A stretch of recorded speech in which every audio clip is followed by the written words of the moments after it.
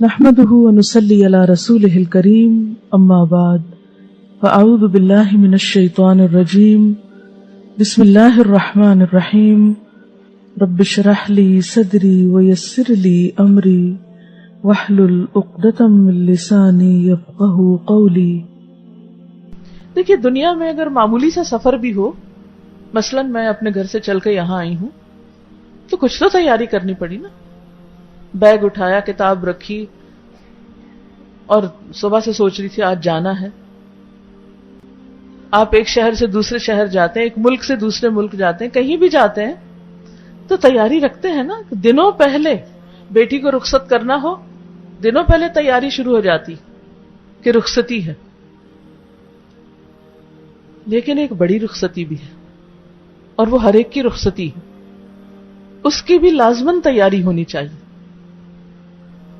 ہمارے ہاں شادیوں کی تیاری مہینوں پہلے شروع ہو جاتی، سارا دن تیاری ہوتی رہتی، مہمانوں کی لسٹیں بن رہی ہیں، ہال بک ہو رہے ہیں، مہمانوں کے آنے رہنے کا انتظام ہو رہا ہے، کپڑے بن رہے ہیں، جہیز بن رہا ہے، گھر آگے تیار ہو رہا ہے۔ دونوں خاندان کتنی لمبی لمبی تیاریاں کرتے ہیں اور سب لوگ مدد کو بھی پہنچ جاتے ہیں۔ سوچئے آخرت کی رخصتی میں ہم سب اپنے آپ کو رکھ کے دیکھیں اور اسی جگہ رکھ کے دیکھیں کہ میری رخصتی ہونے والی ہے، اس رخصتی کے لیے میں نے کیا تیار کیا ہوا ہے۔ کیونکہ انسان موت کے وقت کہے گا، جیسے اس آیت میں جو آپ نے تلاوت سنی، حتی اذا جاء احدهم الموت قال رب ارجعون، یہاں تک کہ جب ان میں سے کسی کی موت کا وقت آئے گا تو کہے گا رب مجھے واپس جانا ہے، ابھی میرے بہت کام ہے، مجھے واپس بھیج۔ کیوں؟ کہاں بھیج؟ اس دنیا میں بھیج جس کو میں چھوڑ آیا ہوں، تاکہ میں اب نیک عمل کروں، اچھے کام کرنے کے لیے واپس جانا چاہتا ہوں۔ تو وائی ناٹ، آج اگر ہمارے پاس وقت ہے تو آج سے کیوں نہ اچھے کام شروع کر دیں؟ ان میں کیوں سستی کر رہے ہیں؟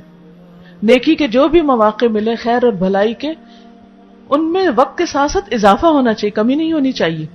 یہ نہیں ہونا چاہیے کہ ہاں وہ ایک وقت میں بھی اچھا کام کرتی تھی، اب مجھے فرصت نہیں۔ کیوں بھی فرصت کیوں نہیں؟ وہ بہت سے کام، مصروفیت کس چیز میں؟ دنیا کے چھوٹے چھوٹے کاموں میں۔ شیطان ہمارا دشمن ہر وقت ہمیں آخرت کی یاد بھلواتا رہتا ہے، لیکن اللہ سبحانہ وتعالیٰ نے قرآن مجید میں پیغمبروں کی خاص خوبی یہ بتائی ہے کہ وہ ہمارے پسندیدہ کیوں ہیں۔ انا اخلصناہم بخالصۃ ذکر الدار، ہم نے ان کو ایک خاص چیز کے ساتھ خالص کیا، چن لیا، اور وہ تھی گھر کی یاد، کہ ان کے دل میں گھر کی یاد رہتی تھی۔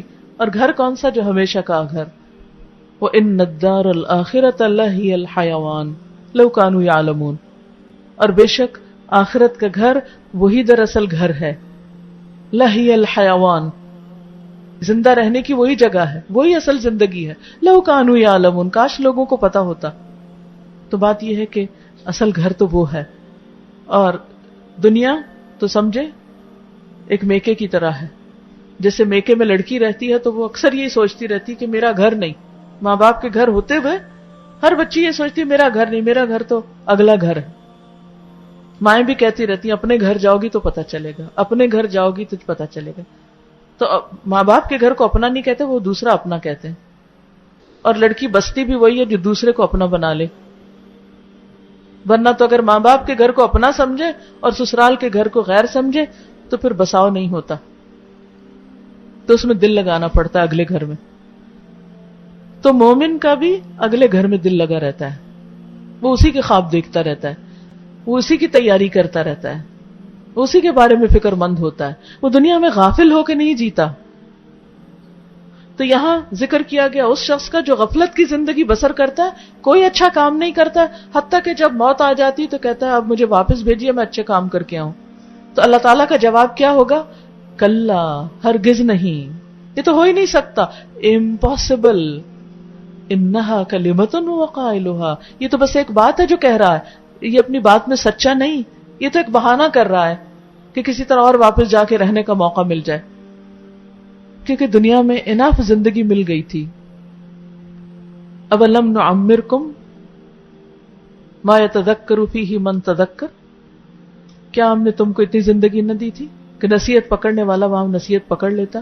وجاءکم النذیر، ڈرانے والے بھی آئے تھے تمہارے پاس، لیکن اس وقت تم نے سوچا ہی نہیں کہ اس گھر جانا ہے. ہم سب اپنے آپ سے پوچھیں کہ ہم کتنی دفعہ سوچتے ہیں کہ میرا گھر وہ ہے، میرا گھر وہ ہے. ذکر الدار، گھر کی یاد کتنی دفعہ آتی. تو اللہ نے ان لوگوں کو چن لیا، اپنا پسندیدہ بنا لیا جو اس گھر کی یاد میں جیتے ہیں. کامیاب لوگوں کی صفت ہی یہی ہے کہ وہ انجام کو سامنے رکھ کے کام کرتے ہیں کہ اس کا اینڈ ریزلٹ کیا ہوگا، کہاں جانا ہے مجھے. ہم سب سوچیں ہمارا اینڈ کہاں ہونے والا ہے. دنیا کا اینڈ اصل اینڈ نہیں، اینڈ تو وہاں اینڈ اپ وہاں جا کے ہوں گے، اس سے آگے کچھ اور نہیں. آخرت کو آخرت کہتے ہی اس لیے ہیں کہ وہ آخری چیز ہے، فائنل ڈیسٹینیشن، اس سے آگے کچھ نہیں. نو وے آؤٹ، وہاں سے فرار کا رستہ ہی نہیں، کہیں اور نکل ہی نہیں سکتے. جو اچھی جگہ پہنچ گیا وہی خوش قسمت، اور جو مصیبت میں پڑا وہ بدقسمت. قرآن مجید میں آتا فَمَنْ زُحْزِحَ عَنِ النَّارِ وَأُدْخِلَ الْجَنَّةَ فَقَدْ فَازَ. کامیاب کون ہے؟ من زحزح عن النار، جو آگ سے بچا لیا گیا، وَأُدْخِلَ الْجَنَّةَ، اور جنت میں داخل کر دیا گیا، فَقَدْ فَاز، وہ کامیاب ہو گیا. یہ ہے سکسیسفل پیپل، یہ ہے اصل کامیابی. اور اگر ہم وہاں کامیاب نہیں تو دنیا میں چاہے نمبر 1 ہی شمار کیوں نہ ہوں، کسی بھی فیلڈ میں سب سے آگے کیوں نہ نکل جائیں، کچھ فائدہ نہیں.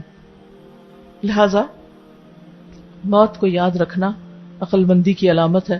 عمر بن عبدالعزیز ہر رات اپنے ساتھ کچھ لوگوں کو، علماء فقہا کو جمع کرتے، جب خلافت کا دور تھا، ہر طرح کی اتھارٹی تھی، اور ان کے ساتھ بیٹھ کے، یعنی بجائے اس کے کہ وہ دنیا کی اپنی حکومت کو انجوائے کرتے، وہ اس سارے وقت میں روزانہ ڈیلی اپنی موت کو یاد کرتے تھے بیٹھ کے کہ مجھے جانا ہے، مجھے یہ سب چھوڑ دینا ہے. آج بھی آپ دیکھیں اگر حکمران یہ سوچ اپنے اندر پیدا کر لیں کہ یہ سب کچھ ہمیں چھوڑنا ہے تو ہر چیز کی اصلاح ہو جائے. گھروں میں فساد بگاڑ کیوں ہے؟ کیونکہ ہم سمجھتے ہیں یہ میری چیز ہے، میری. ہر شخص کھینچا تانی میں لگا ہوا ہے. ہم سروٹس پہ کیوں ناراض ہوتے ہیں؟ کس بات پہ ناراض ہوتے ہیں؟ رشتہ داروں سے، بہن بھائیوں سے، قریب والوں سے.